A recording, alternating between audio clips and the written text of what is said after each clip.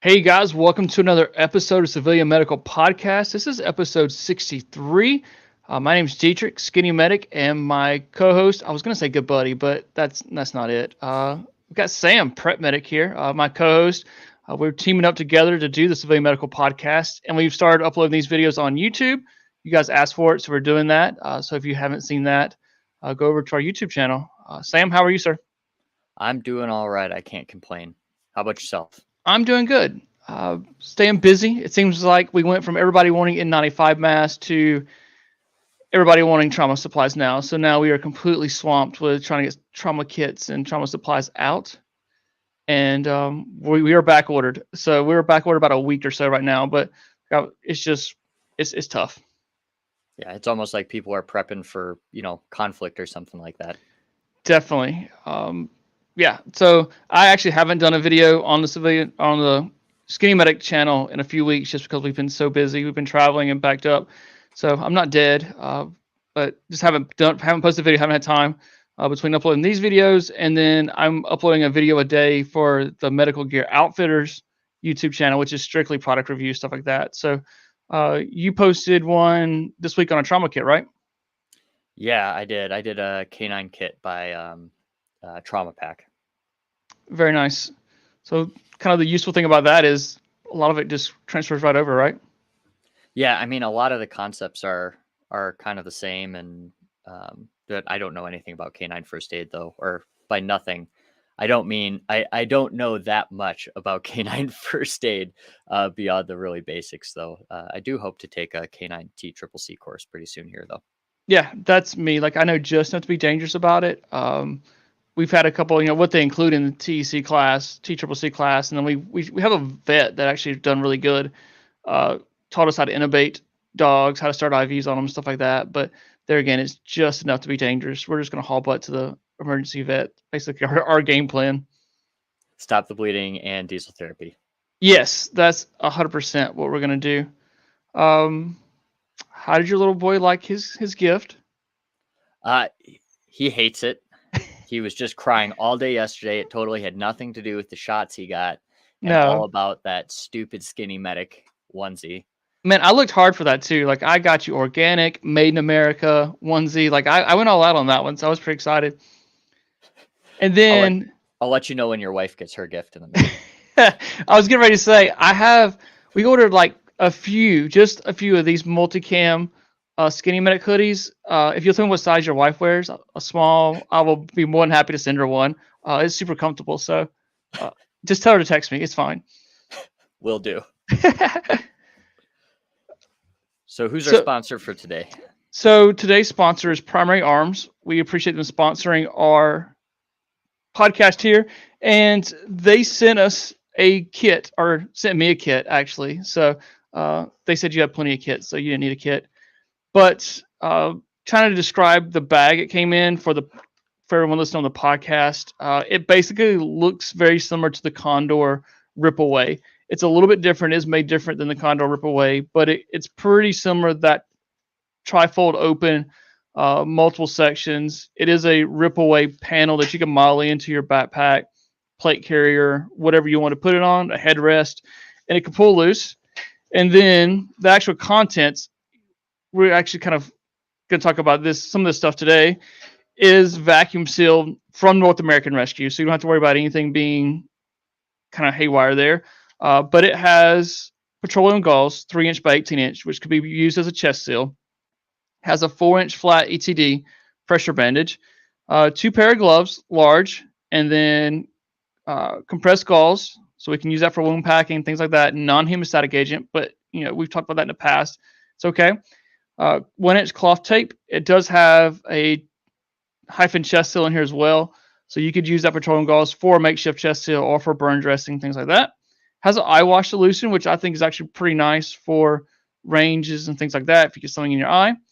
And then burn gel, has a cat tourniquet, has a pair of trauma shears, 10 band-aids, the most important thing in there. And then antibiotic ointment, prep pads. It's got an instructional card, which is pretty neat in case you need someone to read it to you or you don't know what you're doing, you haven't taken a class, and like that. And then has a survival blanket in there. It's all vacuum sealed, nice and nice and neat. So You could break the vacuum seal, put it in the bag however you want to, and then you have a good trauma kit. Yeah.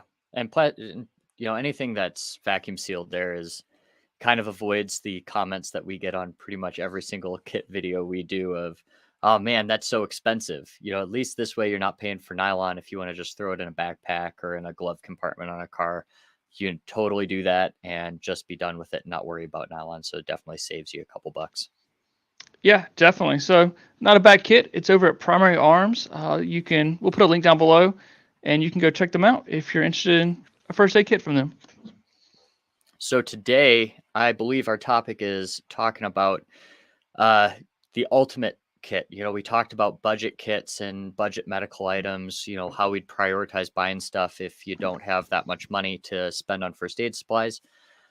This week, we're taking the opposite approach. And if money is no factor, if you're just looking to buy the Gucciest gear that's out there when it comes to medical supplies, yes, there is such a thing as Gucci medical supplies.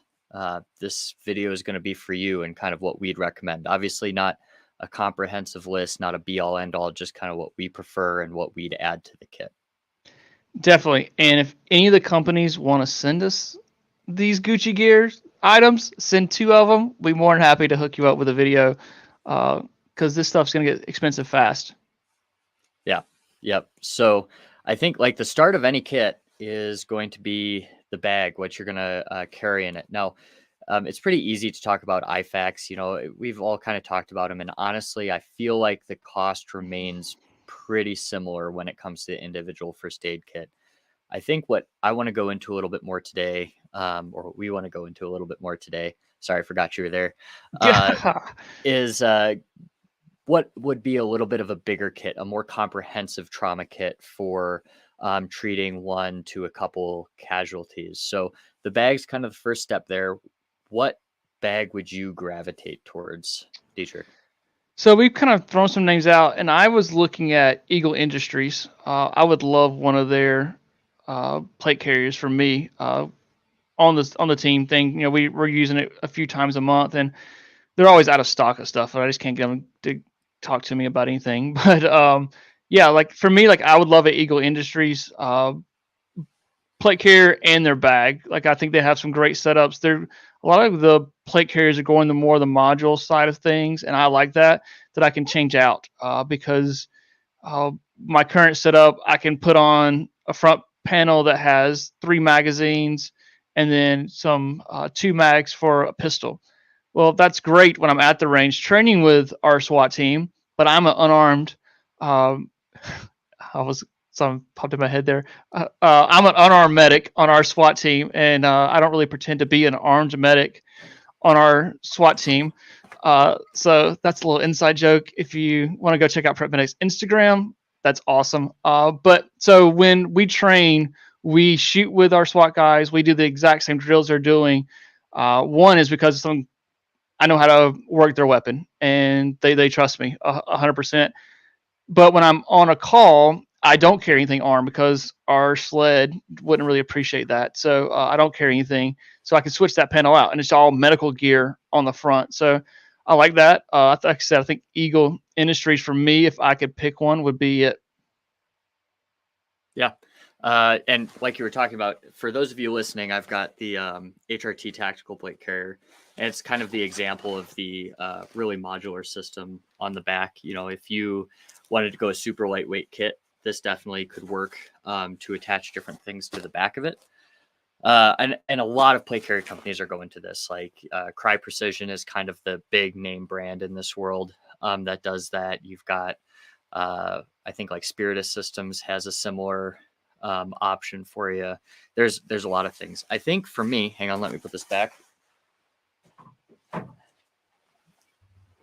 For me, kind of the Gucci aid bags that I like when we're talking about like a larger aid bag, the companies that come to mind are going to be Crow Medical. I love them, but holy crap, they're expensive. They've got a, there you go, the March belt, which I think is at the top there. And that's basically a worn first aid kit bag. I think it's like $600 Mm-hmm. for 2 medium bleeder pouches and a big one. And then they've got their DCR med bag, which That is would be a almost sweet. $500. And it's a super cool setup. It's super modular, and really lightweight. So you can really kind of put whatever you want on it.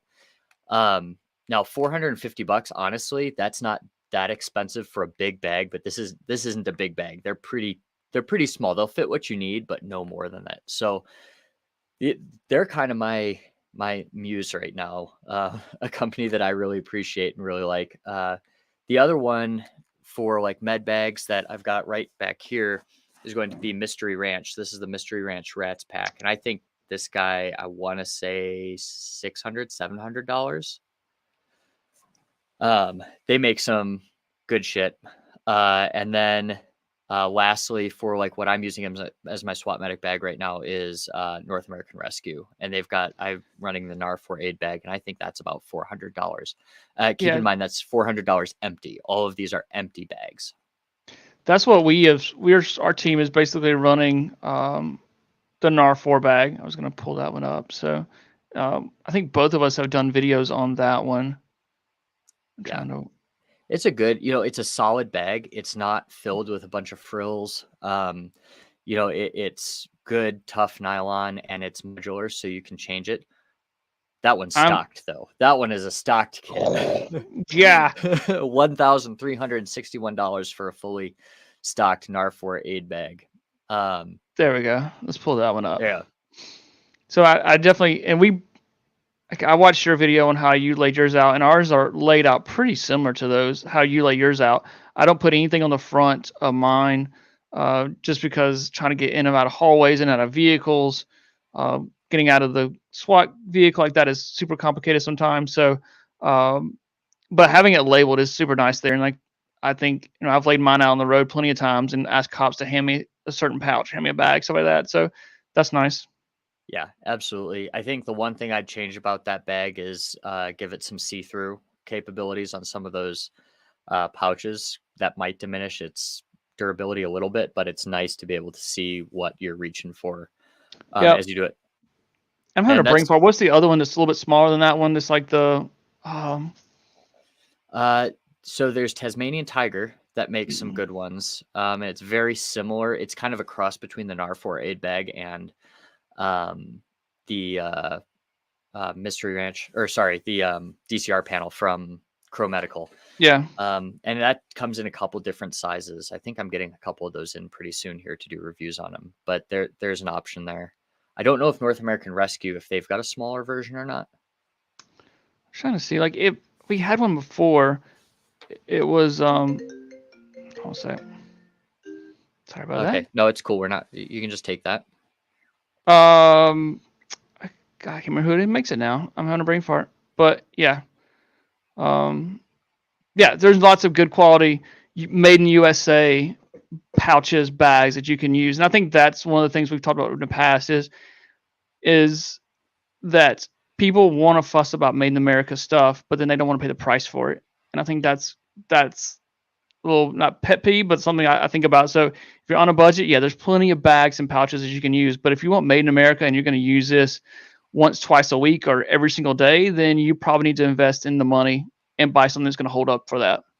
Yeah. On the surface, a lot of cheap products will almost exactly imitate more expensive products. Like, you put it in your hands, you're like, oh, this feels fine. Stitching feels fine. This is all good. Why would I pay, $200, $300 more for something that looks identical, as the same capacity, and looks like it'll work the same way?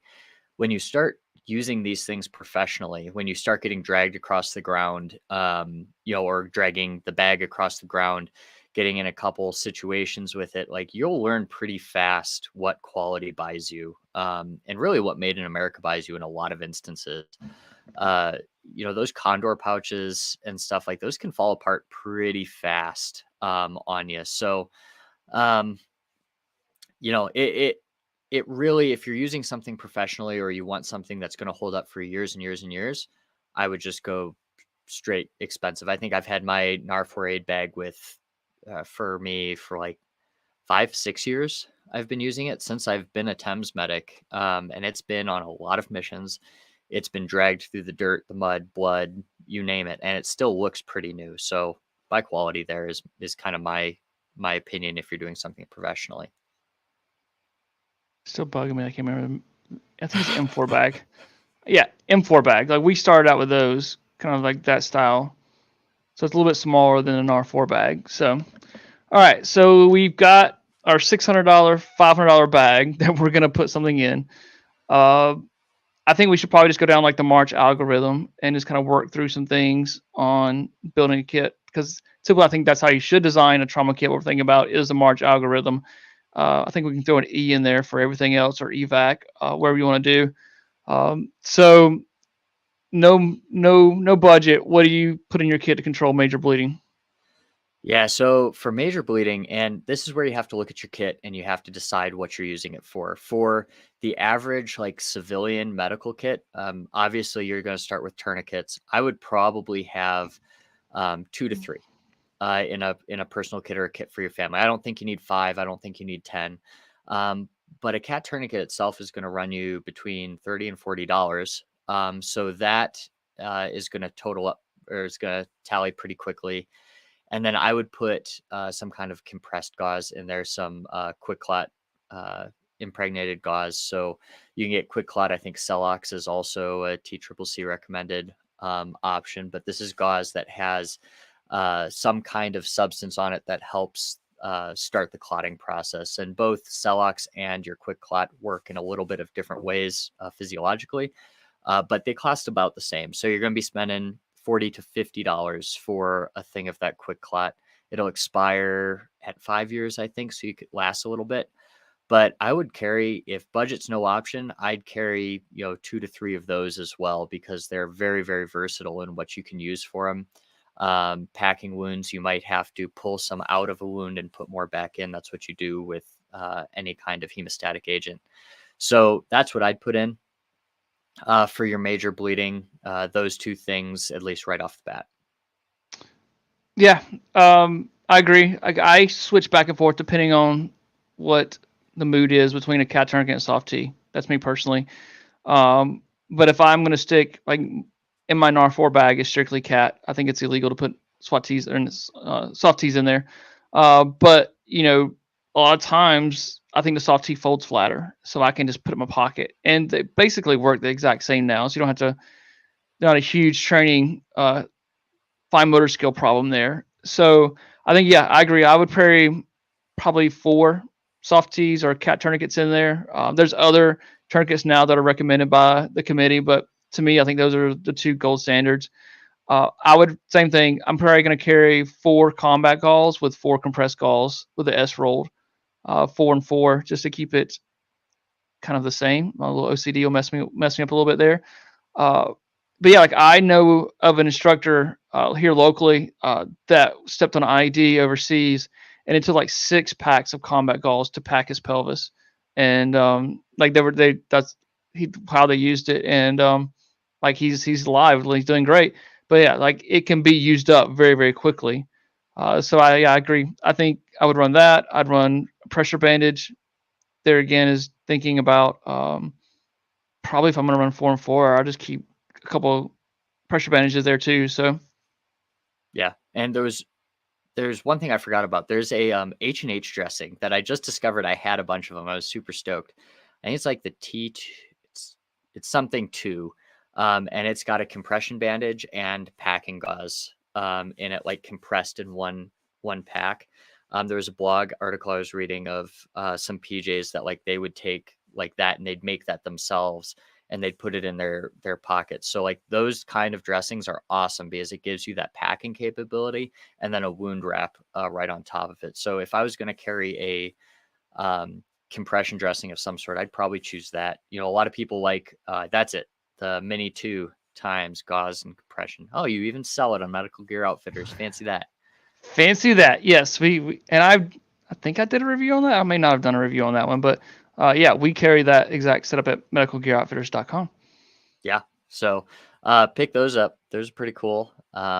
Really compact and easy to carry. I don't personally like the Olays a whole lot. or Elias, or however you want to say it. Everybody says it a different way, and everybody thinks they're right. I don't personally care for it. I think the form factor is just kind of annoying. And then every time I open one, I have to think about how it's used. Like there's so many little gimmicks in it. I feel like I know a lot of people are going to take huge amount of offense to that. If you want to carry Elias dressings, go We ahead. just lost 40% of our subscribers. If you didn't lose them when I was talking about the recon tourniquet and how much I hate it, then you're not going to lose them over this. Oh my gosh. I like the Elias, but I think the packaging is super bulky. And a lot of times when space is an option, weight's an option, I'm not going to carry it. So I do like it, but I don't think it's in any of my kits, being honest. So while we're out losing us subscribers, I hate the Rats tourniquet too. It's just going to be my EMT students listen to this thing now. Like that's it. That's all they're going to. My EMT students listen to this podcast when they're super bored. So I think we have major bleeding covered. We'll talk about some cool things under C when we get there. I think some pelvic binders, junctional tourniquets, things like that. I think I will plug those there if you want to. And then so airway. So it kind of depends on your level of expertise. Like if we're talking about this as a civilian kit, realistically, you're not going to be carrying a crite kit. At least I kind of hope you're not carrying a crite kit, because the chances of you being able to use that effectively are slim to none. So for airway, obviously I'm going to carry some pre-lubed NPAs. Because a civilian can learn to use those pretty easily. I don't even know what the cost of them are, but they're really nice because you can pull them out of the packaging.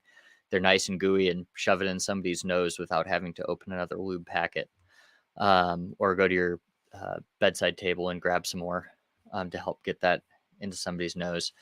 And then beyond that, I'm going to be carrying the tactical suction device. North American Rescue makes the one I'm most familiar with. I think they're decent. They're about $40 on there. They fold up pretty small, and that's just going to allow you to suction blood, vomit, teeth, whatever out of somebody's airway and get that clear. What about you? What are you carrying for airway? So I'm just trying to pull up. Let's see. I can't multitask at all.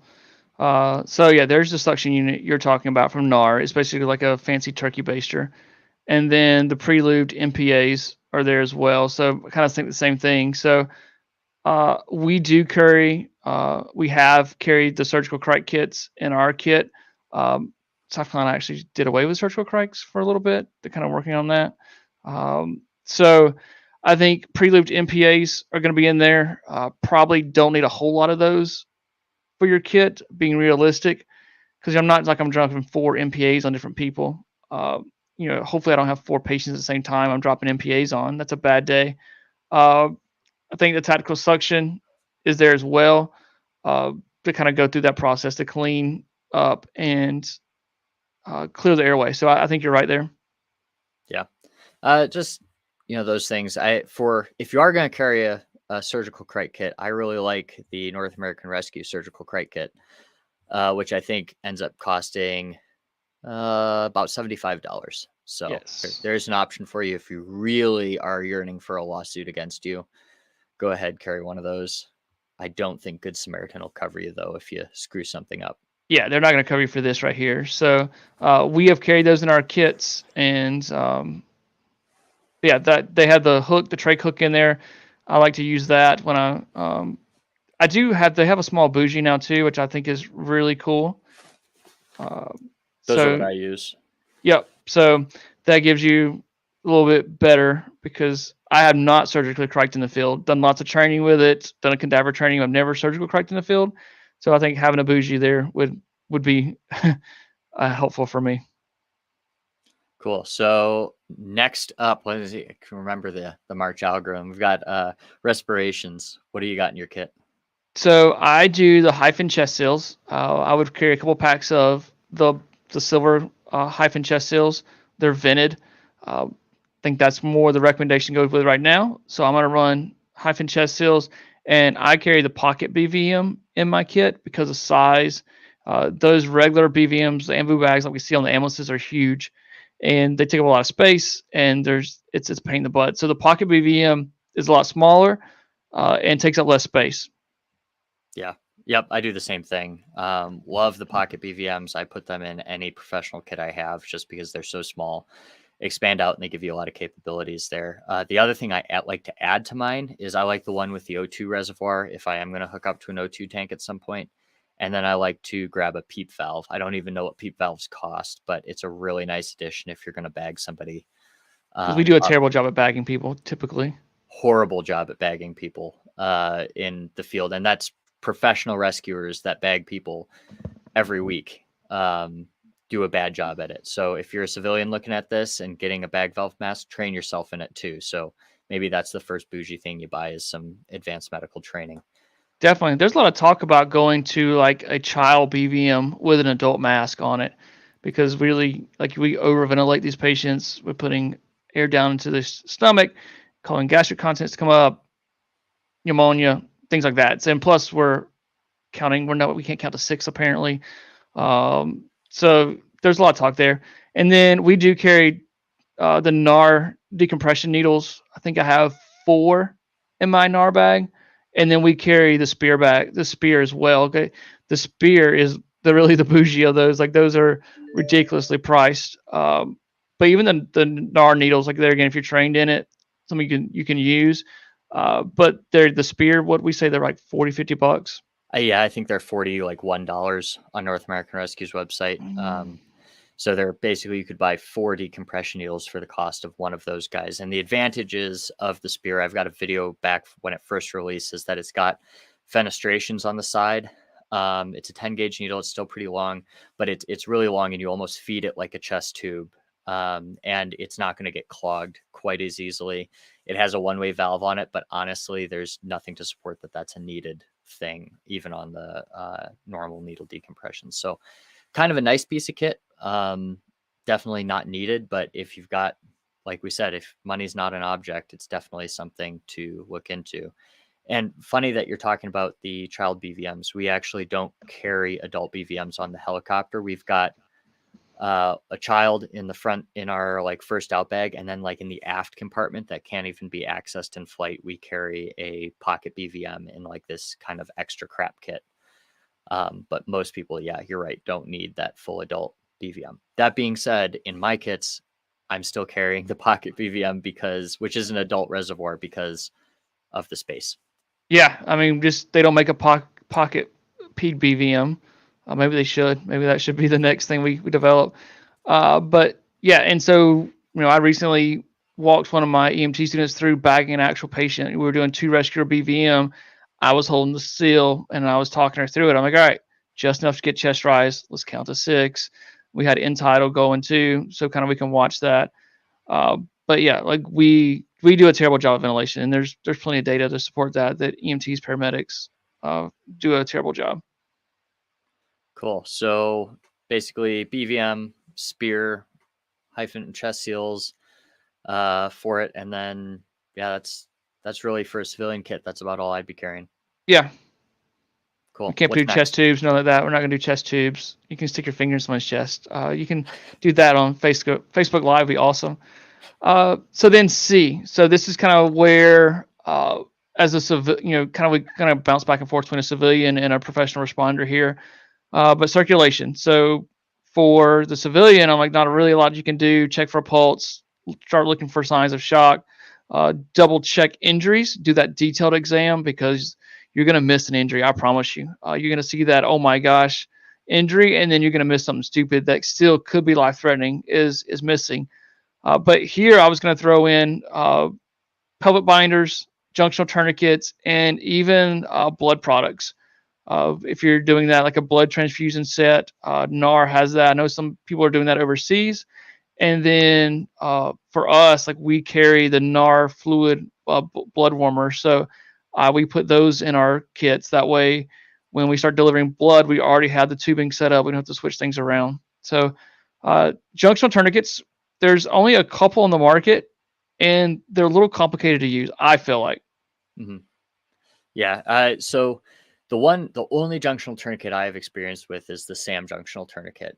And that's going to run you between $300 and $350, depending on who you buy it from there. The nice thing about that is it also doubles as a pelvic binder. So if you want one and done, you can get it. The only issue with that is if you've got the need for a junctional tourniquet and you've got a pelvic injury or like an upper junctional injury, you want to put a junctional tourniquet on, you're going to have to pick one and go with it for that. Now, honestly, in that case, I'd do the pelvis. I'd put the pelvic sling on and then pack all the wounds as much as I could. But that answer is going to be the same for everybody. And then there's one from North American Rescue. That's the Jet, right? Yep, this is the one that I carry. It's basically has like two little pizza pies that you put down in the love crease and tighten it down. Except I think it's a little complicated to use. Just definitely take some practice. We pull this thing out several times a year, probably 3 to 4 times a year, and practice with our trainer. So it kind of goes down, and it definitely works. You can definitely feel the blood flow cut off to your legs. But like I said, I think it's a little complicated to use. And I was going to show. Oops, I just cut myself off. I can't multitask. I'm trying. You're getting there. Getting there, working on it. So the SAM junctional tourniquet, like you talked about, we have one of these too. I like it too. I think it's a little bit easier to use. It's got little discs that you can inflate, push down, and I like you said, it's more of a junctional as well, so you could put up in the shoulder if you needed to.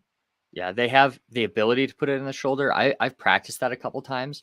It's not intuitive. Like you said, they're kind of cumbersome, hard to use.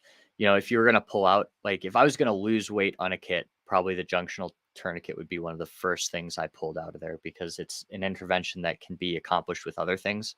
A lot of the time, not all the time. But like for pelvic binders, the SAM's great. I really like, once again, the Crow Medical pelvic binder. I just did a video on it. Super, super easy to use. And I think it comes in around $100. So honestly, not horrible. It's a lot smaller too, isn't it? It's a fair amount smaller. It's a lot more compact. And then I think like its use for different sized people, in my experience, is a little bit easier. You have a little bit more take up on it. You have a little bit more play. You don't have the automatic locking thing. Now, that's not taking anything away from SAM. They make a great product too, but those are kind of the two I'd be going after. And actually, I carry the Crow in my kit. Nice. Anything else under C you can think of? Oh, I don't think so. Like if you really want to get into the professional stuff, you'd talk about getting like the Easy IO. I think the Easy IO cost $3,000. They won't even show you the price on North American Rescue. Okay. If you have to ask, you can't afford it. I know the needles are $100 a pop. Yeah. Yep. The needles are expensive. The device is expensive. And yeah. Call for info for the G3 driver, which means, like I said, you can't afford it. Have you used the SAM IO drill? I do. That's actually what I carry, because that's something I can actually afford. The IO driver is like $180. And then I think the needles run about the same as the Easy IO ones. Yeah, they're $90. $90 for all three sizes. So yeah, expensive things you can add. Also, though, IOs probably aren't covered under Good Samaritan. So if you're a civilian listening to that, I wouldn't worry about an IO too much. You probably don't have any meds to push through it anyways. Right. We're not pushing saline through it. So, all right. So H, with heat loss and head injuries, not a lot we can carry for head injuries. We're not going to like drill and tap with Easy IO for a valve there on the back of the head. But heat loss. So you have talked about a couple of different products there. I think you can go, to me, like the blizzard blankets, like $20, and like that's a pretty good but you can go way above there with hypothermia blankets. Oh yeah, you can. We talked about it like 2 weeks ago, or 2 of our main videos ago. The North American Rescue or Ready Heat, the Ready Heat blanket, I think it is. I think that runs $100 ish. And that's like a bunch of different heat packs all over the body. You wrap them up in that, and you're good to go. And I think you can go even farther. North American Rescue makes like a hypothermia kit and stuff. And it gets fancy quick. So, that blizzard blanket's great. That's like, I'd say low high end. And then you can get like something like the Ready Heat blanket, and it's a little bit more Yeah, expensive. there's the NAR hypothermia prevention and management kit for $109. Yeah. And honestly, once again, that's not that bad. Like, we're talking about Gucci things. $100 on its own isn't that bad, but now, we're probably well over $1,000 with everything we've talked about. I know we're over $1,000 for everything we've talked about. So, And I was thinking about this, like, I mean, that is expensive, but like if you were hiking or hunting or something like that, and man, somebody would pay $100 to be warm. Like you're like, I would pay $100 to get warm right now. So I definitely think that is something it is expensive, but it's worth the money if you can invest into it. Yep, absolutely. Cool. So And anything else on that portion? I don't think so. All right, moving on. What's the next? What comes next in March? So some people add E to end of March, and it's everything else are evac. So this is basically where it's a free for all.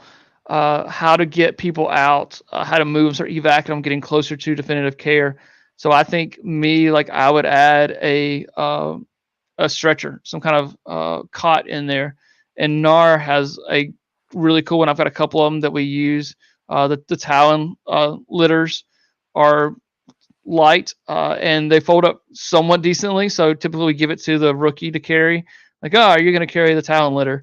If we're going up, if we're going to do something long haul, typically if we're just moving someone quick, we'll use the little throw quick litters. But if we're going to haul someone 100 yards or whatever, then the rookie gets to carry the Talon litter on his back. So those are kind of not, they are expensive and kind of going up in price. So I think that's something that I would add as a litter, how to move people to closer to care.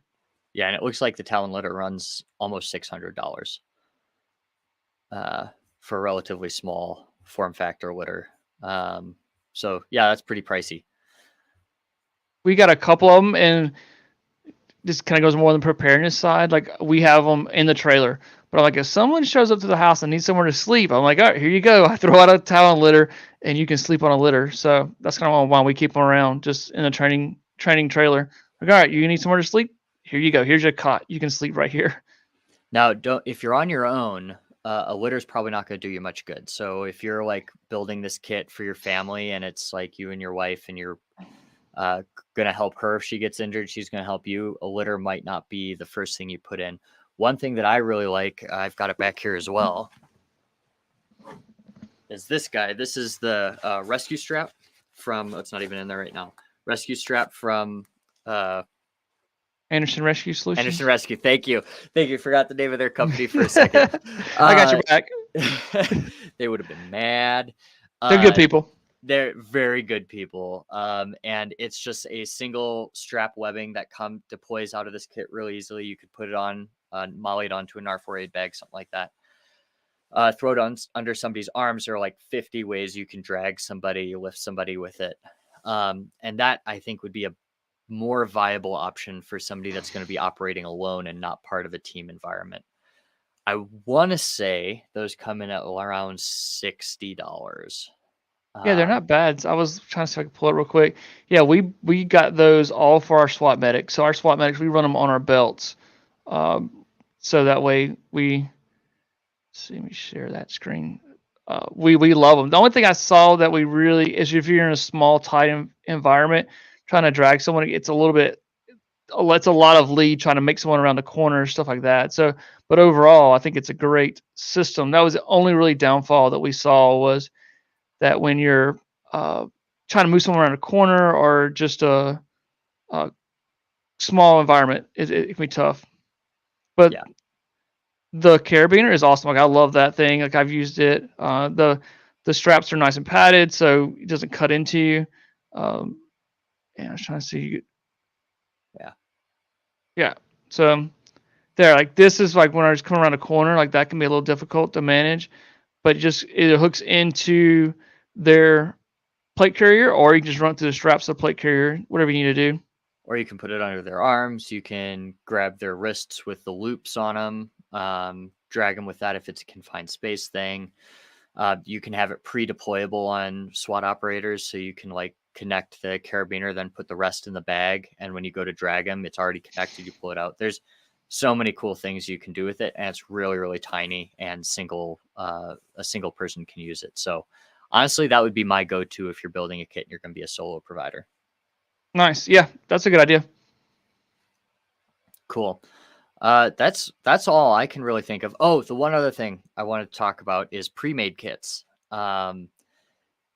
Buying pre-made. So if money is no issue, you guys saw at the beginning of the video or podcast, Skinny Medic pulled up a web page with the NAR4 aid bag completely specced out. And it was like $1,400, probably a little bit above that with tax and shipping and all of that crap.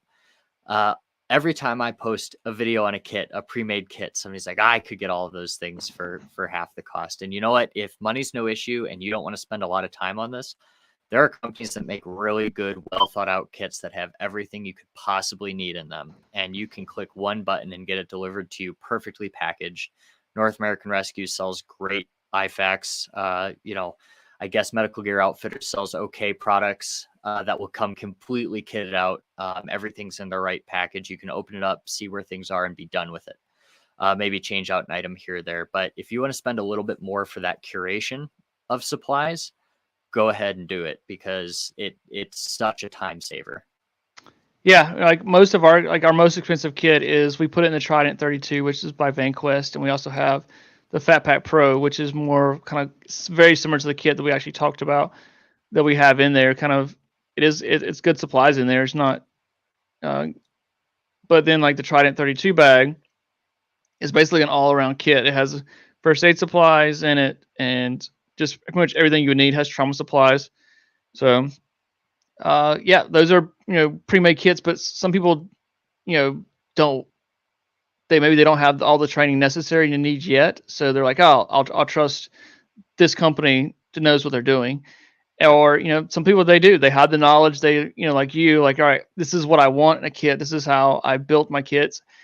And like you have said before, like you're changing these kits out constantly.